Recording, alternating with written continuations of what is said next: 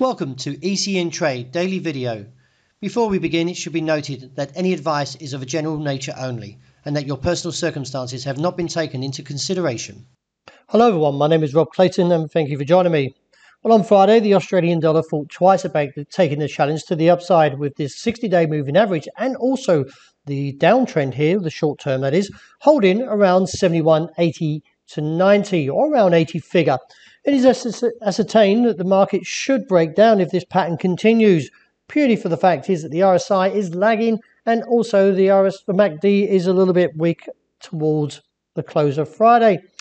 Still, we've only got just over a week away on the 3rd of November for two events, one being the RBA rate decision, which is expected to see a minor cut in interest rates from 0.25 down to 0.10, and also we have the main event as well being the US presidential election.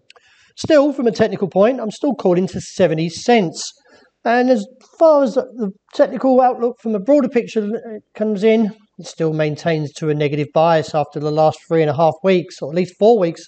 The fact is the market is struggling, and therefore the primary trend is still negative, and therefore keeps the view down to 70 cents, reassess.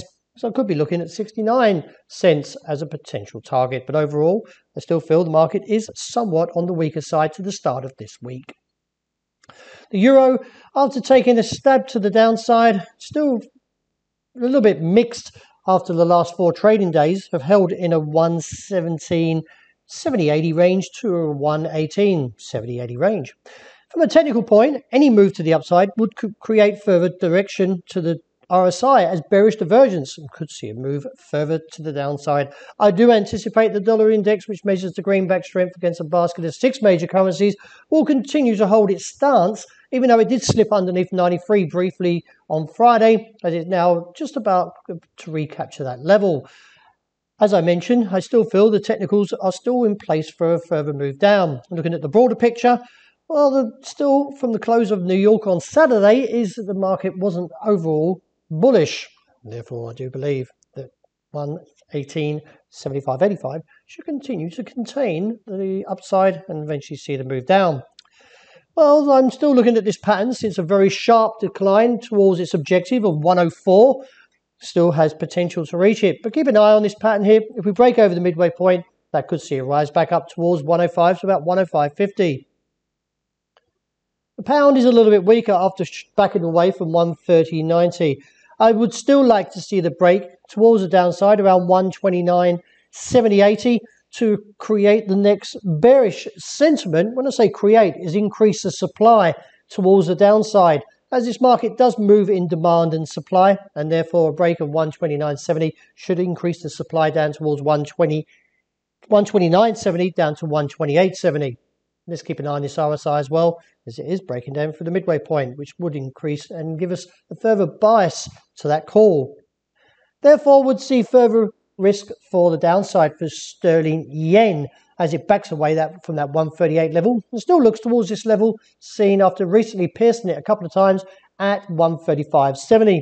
I do believe that we could see a further risk down to 134. Still a little bit concerned on the pattern of gold. The 1,932 to 35 still capping the rally from the break of the trend now gives further risk to the downside with the RSI and also the MACD nearly marrying up. The immediate target is roughly around 1,890 down to 1,883. Then from there, if it continues down to 1,850, reassess. Oil, well, it gave up its gains, that is, after Friday's just over 3% of a sell-off. The fact is we're still weak and could see further risk to the downside towards at least $38 and maybe down about $36.50.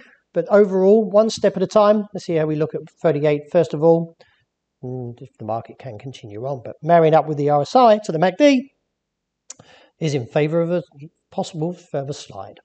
Well, that wraps it for today. Thank you very much for joining me, and as always, look out for the intraday report. I hope you enjoy the great start to the day and to this new week.